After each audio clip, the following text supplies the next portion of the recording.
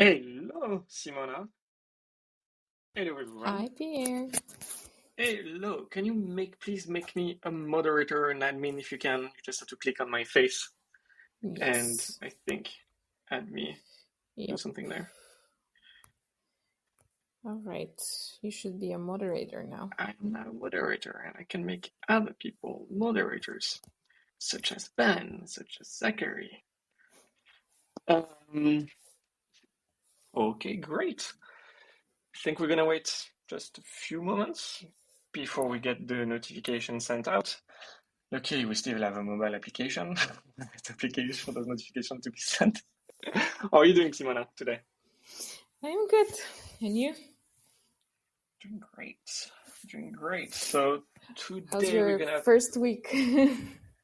yeah, first few days since the vacation on the return. I think everybody appreciated that. That that I was on vacation. That's that changed when I returned. Um, okay. So hello everyone. Thank you for joining us on this town hall. We'll be waiting a few moments to get some people joining us.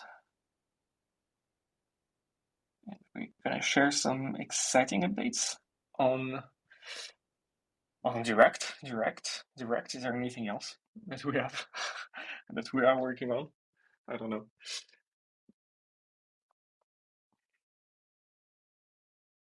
Yep. In the meantime, what would be great actually for people that are in the audience, if you can just start, it would be really to introduce yourself. That's something that I find always great. I regret we cannot do that on Clubhouse. I think starting with like almost a breakout room with like 5 hosts together and starting breaking the ice for a few minutes. So where are you based? What are you doing? How many properties are you managing? How long have you been customers of Hospitable, users of Hospitable? What brings you here? Is there anything that you would like to know more about a product, about what we can do, so that we can also answer that in a later section. So that would be a great way to start.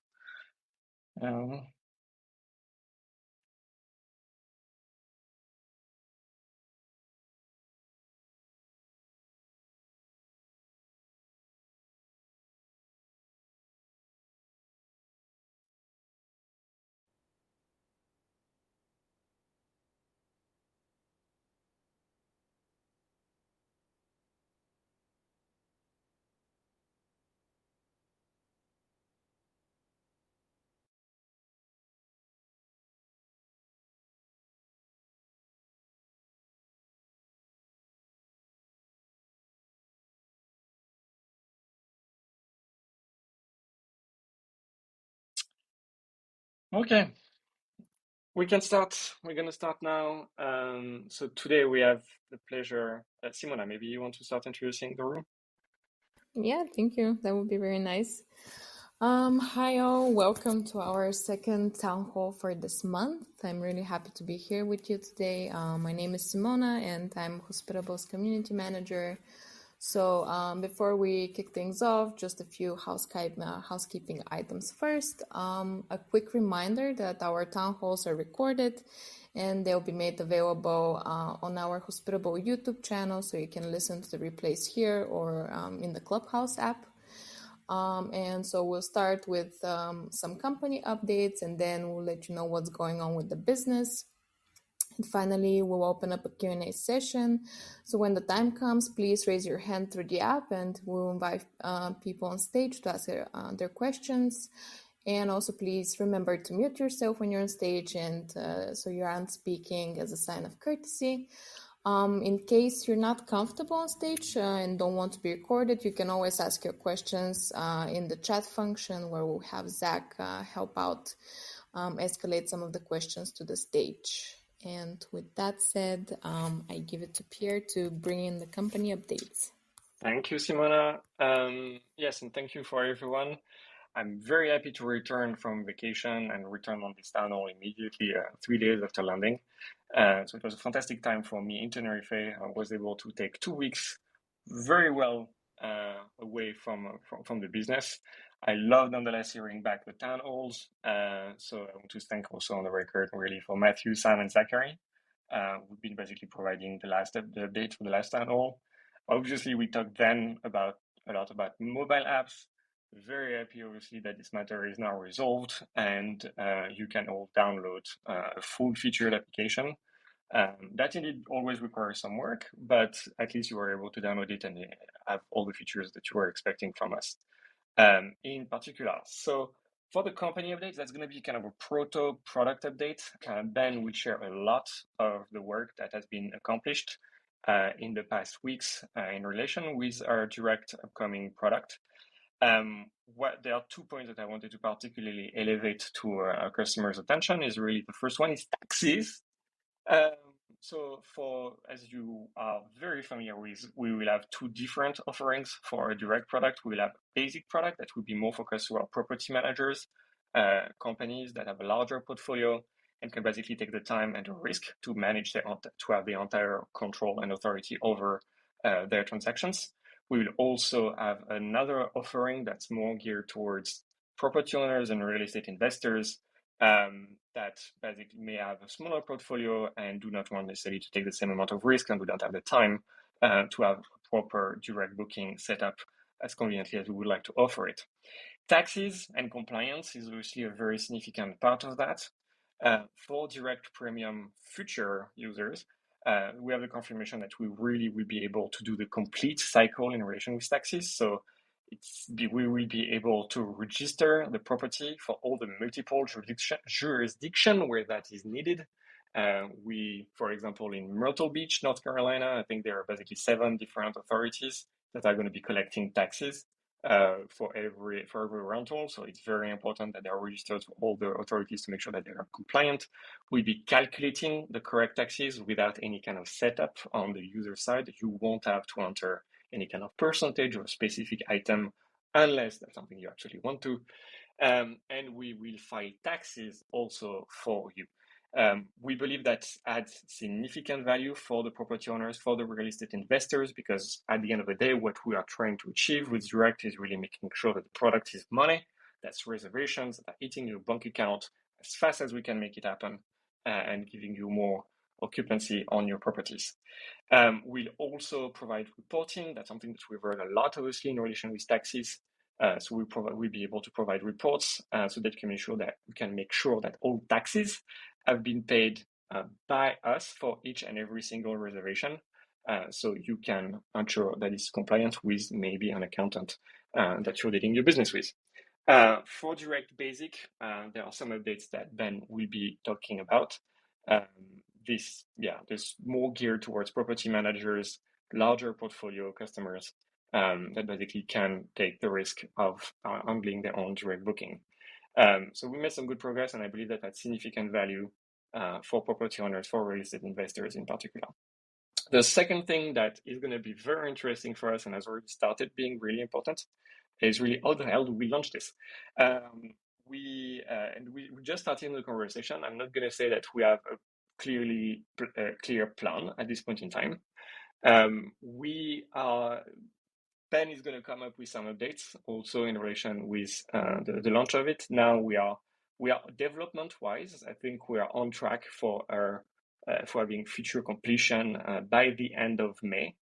And typically, we always advocated to be able to release those big updates in the states that we are embarrassed, so that we can release some feedback and ideally we can act on it and be able to get shit done aligned with customer feedback and early customer feedback. That's something that we will do to a narrow and volunteering audience for Direct Basic and for qualified users.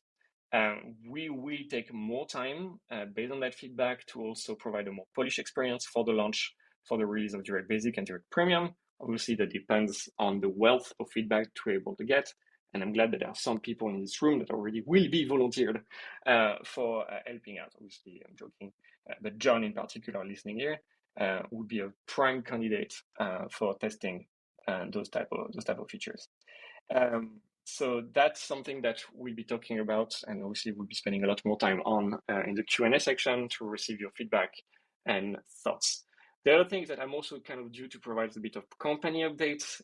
So what I want to say is, because I didn't get to say it to you last time, is that we passed $500,000 in investment to date. So more precisely, $567,000. So comfortably above. There, obviously, everyone has been following the news recently in financial news, relation with the tech sector in particular. So there's been many development for that. Around that, there has also been a lot of news in the United States around inflation. It's no longer particularly transitionary or whatever. That's basically affecting everyone around the world. What it means, what I've observed, is that that is actually driving more institutional investors, so I'm talking VC funds, to look into investment on real estate software and short-term rentals. I have never seen that level of inbound interest from institutional investors at all levels to basically invest into a company like ours. So why does it even matter to you? Why am I telling you this? Would love to have a conversation with that, but we do what we can. First of all, my priority is always to have customers as investors into our products. If our company is successful, that's going to be because of our customers, thanks to our customers. And it's very important for me that is the customers that are basically most likely to reap the rewards, and basically they get a shot at this. The investors, VC investors, are always going to be outsiders. There is a lot of work that needs to be done on educating them and make them understand really the industry that they're about to invest into. So on our side, we are going towards the end of the initialization phase of our token. So that's something that you can explore on your own on invest.hospitable.com if you have not been looking into that already. What it means is that once we passed 750,000, and the line that is really what we are going towards, the price of the token will start increasing to reflect the interest from investors. So if you wanted to invest, if you consider doing that, I would invite you to consider it sooner rather than later, so that you can enter into our equity, into our cap table at the cheapest rate.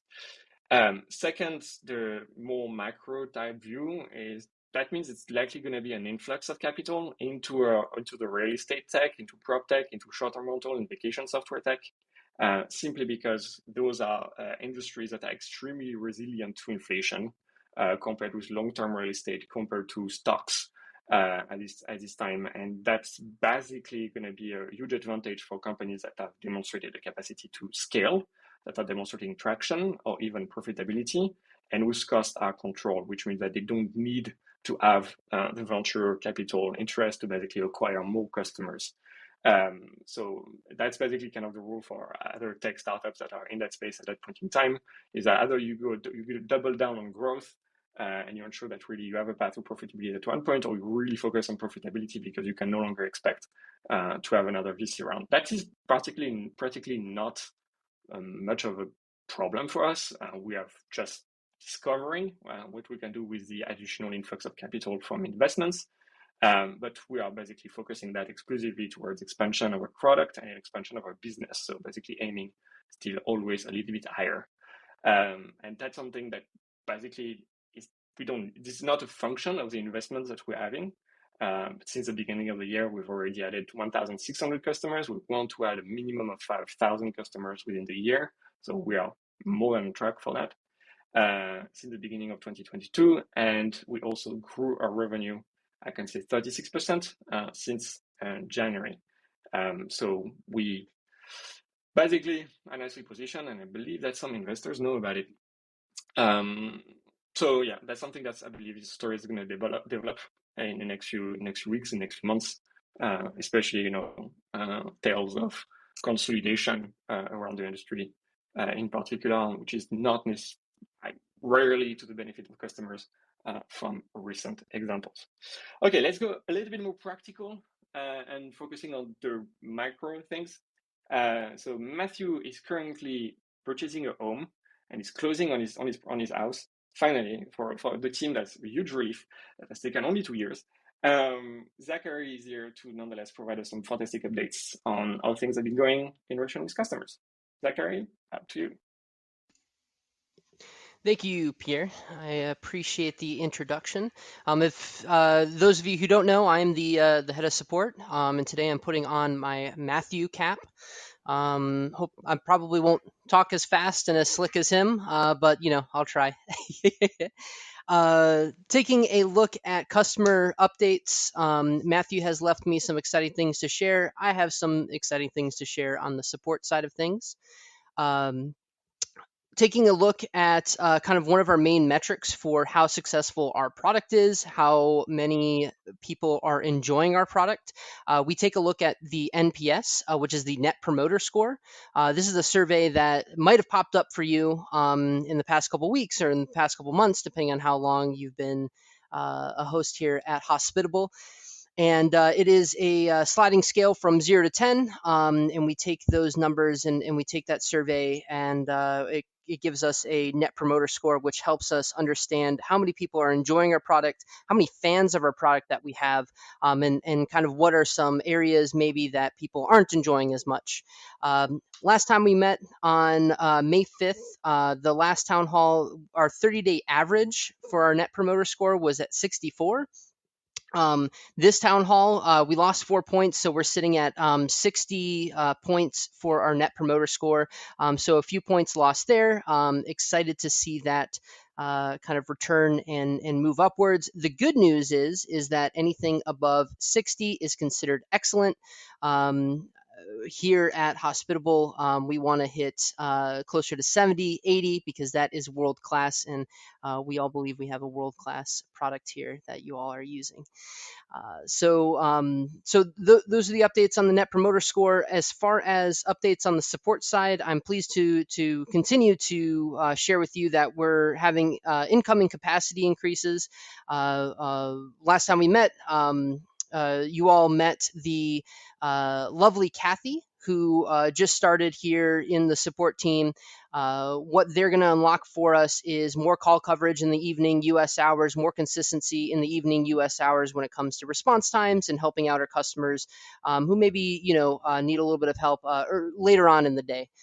So I'm very excited to get them up and running. Some other exciting things are we're going to take a look at different ways that we can start calculating a customer satisfaction score. So for a period of time, we actually had an integration through Intercom, which is the live chat service we use. And we were finding that it was kind of more annoying than it was helpful getting this information or getting a customer satisfaction score. And so we actually turned it off for a period of time. It was kind of just like an annoying pop-up for a lot of our customers. So we're going to thoughtfully find a way to re-implement this, and in this way we can go ahead and take more feedback from our customers, so that way we can shape support to better match everybody's needs. So Sorry, Zachary. yeah, go ahead. I want to interrupt you to make sure that basically everyone understands. So what is the customer satisfaction score, and why should our customers care about it? Yeah, that makes sense. So, customer satisfaction score is going to be a grade that we receive from you, our hosts, on our support interactions. So, through live chat, you'll receive a survey, and through that survey, you're going to be able to provide feedback on how we did, things like maybe how responsive we are, how we handled that particular case. And why you should care about this is because this is going to be another avenue of feedback, much like the actual software that we use is a product. The support center is 100% a product as well. And so we thrive by taking in that feedback and making adjustments, course corrections as needed. So this will give everybody listening, as well as all the hosts not listening, a way to deliver valuable feedback on how our support experiences specifically, which is why I'm so excited about it. Fantastic. Thank you, Zachary. Hey, What thank else you. is happening? Yeah. So I don't want any jealousy here from the hosts, but I am excited to say that we're starting to work with engineering on learning a bit more about the direct, the different workflows, and so we're excited to kind of start building out, articles, videos, internal education on those pieces. So we'll be getting a little bit of a sneak peek ahead of you guys, but don't worry, your sneak peek will come soon. With that, kind of like the last support update that I have is I wanted to talk a little bit about how we've grown as a support center. Whenever you are